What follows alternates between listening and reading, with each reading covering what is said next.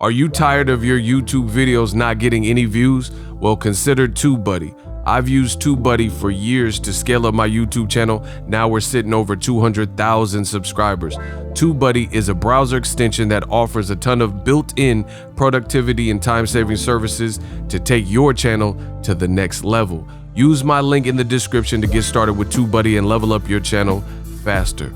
We working. Bad news for Canelo versus Billy Joe Saunders. Billy Joe Saunders admits that he had the flu, he's heavy, and he's not quite in shape, nor has he started his camp for his early May fight, Cinco de Mayo weekend, versus Canelo. I was born ready, Alvarez. What up, Fight World? It's your boy Ego, and I'm back with some more boxing. Make sure you smash the like button. Also, subscribe to my channel for the latest and greatest in boxing. If you want to become part of the gang notification gang, please hit the bell icon. Before I get started, make sure you guys click the link in the description to order TubeBuddy. TubeBuddy is a browser extension I've successfully used on my channel for years now. I started off like everybody else with 0 subscribers. We've scaled up to 200,000 plus. TubeBuddy is a browser extension to help you get there. They have a ton of features and strategic things you can use to help build your YouTube videos if you're serious about starting your YouTube channel. Now, it takes money to make money. Invest in yourself. That's always going to be my message if people want to start YouTube.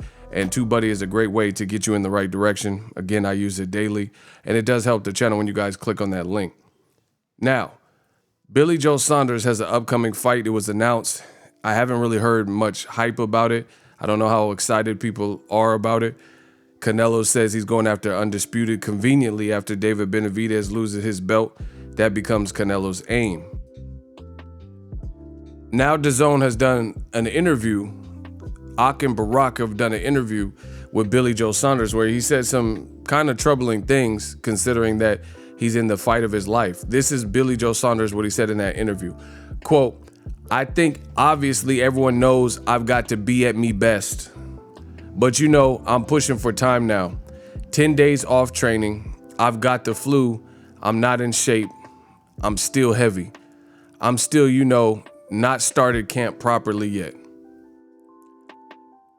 Then he was asked about, you know, the delayed start of the training camp, if he has enough time to properly prepare for the Canelo fight, which is 8 weeks from Saturday. And he says, "No, I don't have enough time. But, you know, I'm going to go over there, pick up a check and go home. And that's about it." He says, "There's one thing with me. If I get beat or if I win a fight, never will I make an excuse, even if there was an excuse. From my end, there's 0 excuses. If I'm not good enough to beat Canelo Alvarez on May 8th, I'm never going to be good enough to beat him." End quote.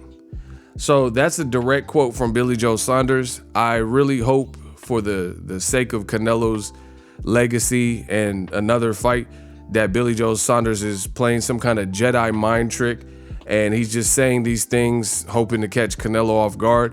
But either way, Canelo is a true consummate professional. I don't think he really cares what people say in terms of like trash talk and things like that. He's there to fight. So I don't think Canelo, he's just been fighting since he was 15 as a pro, and he's 30. So he's been fighting half of his life as a professional fighter. So to me, whatever Billy Joe Saunders' intent was with saying it, be it's true, and that's a bad thing. You know, if it's true, that means he's saying that he's not going to make any excuses and I'm going to go there to pick up a check and all this stuff like that.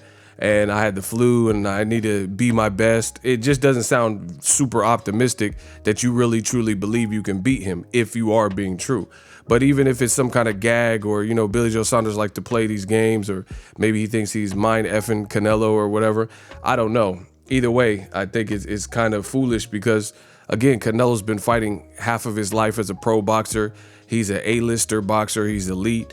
He has more momentum than you. He, in a lot of people's eyes, is the favorite to beat you, and you can't do nothing with him anyway. So I highly doubt that Canelo Alvarez will fall for some type of mind games of like and like slack on his own personal training because of Billy Joe Saunders, anything he's saying. So this, to me, I don't know. I don't really prefer this from Billy Joe Saunders. This is part of the reason why Canelo's quest for undisputed means little, because if we're talking about, let's say 140, there was a tournament and guys like Regis Prograis and Josh Taylor had to fight against Ryan Martin. You know, he had to fight different guys to get where he's at. You look at Jose Ramirez, he had to eliminate a champion in the unification, and Maurice Hooker, and he did it in Hooker's backyard of Texas.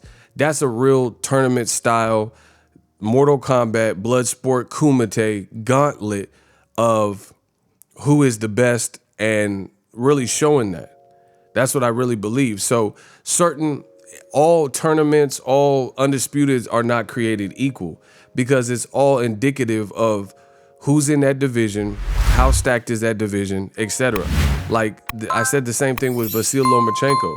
No knock on him, he's a good fighter, but at the end of the day, him at if you look at how he got the belts at 135 at lightweight, it wasn't like becoming undisputed at 140, 147, 154.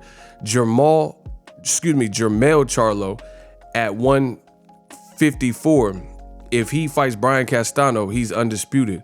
But look at who he had to fight, the danger level, the stylistic matchups of everybody Jermell had to fight to even get to that point.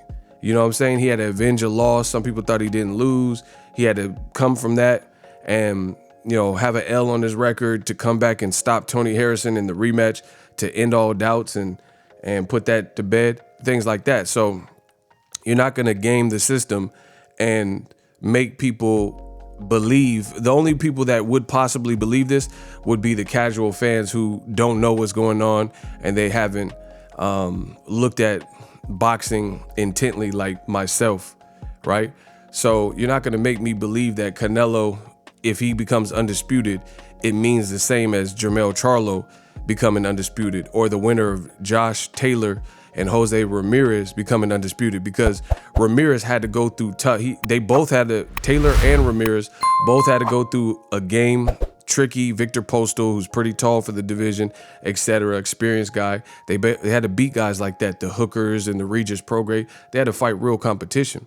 Billy Joe Saunders, he's saying all this stuff of he doesn't have enough time to be ready and he's not in the greatest of shape. And even if he didn't say any of this, who is he beat at 168? His title fight was you know what I'm saying? The politics were on his side, where he was able to fight for a title, his first fight at 168. But realistically, how did he get that opportunity, seeing how he was supposed to fight? Billy Joe Saunders was supposed to fight against Demetrius Andrade for the WBO title, and then he flaked out of the fight because he failed a drug test. So how does he get an opportunity to fight Andrade, never reschedule that fight, even though the WBO offered it, to the point where he gets a WBO opportunity at 168 against a no-namer? Like, that doesn't really make sense. So it's all politics. Billy Joe Saunders, like, in what other sport can you fail a drug test and by default duck an opponent because you know your fight with Andrade couldn't take place if you couldn't pass a drug test because you had banned substances in your system, not reschedule the fight and give the fans the fight that they wanted to see at the time, and then you get title opportunities? Your very first fight against a no-namer where you have the experience advantage and the skill advantage. And then now I'm supposed to believe Canelo beating him is some form of greatness. Billy Joe Saunders' biggest accomplishments are at 160. So the fight made sense with Billy Joe Saunders a couple years ago at 160 when Billy Joe Saunders had good names there, like Andy Lee. He came off a great performance with David Lemieux, stuff like that. But he's been inactive.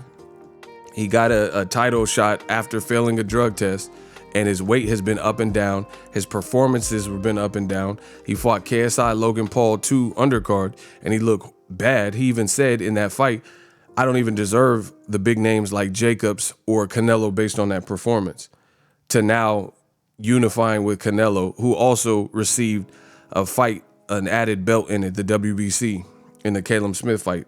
That Caleb Smith wasn't the WBC full body champion. He had like a rendition of the belt, but he wasn't the full champion, and the WBC just made that eligible instead of putting like average Pilgrim in there with David Benavidez or something that made more sense. So I'm not truly impressed with the Canelo Billy Joe Saunders fight, especially with him saying I have to be at me best and I haven't started camp, I'm heavy. You know, that doesn't make me salivate for that particular fight. Just my thoughts. Let me know what you guys think. Drop yours in the comment section as always. Hate, comment, and subscribe. 10X Videos, Ego signing off. So if you enjoyed this video and want more content like this on the channel, you can show your appreciation by going to the PayPal donate button or the YouTube support button, and you can donate any amount that you feel is equivalent to the value of this video. Much more to come. Thank you guys for your support. Boxing Ego, the future of boxing.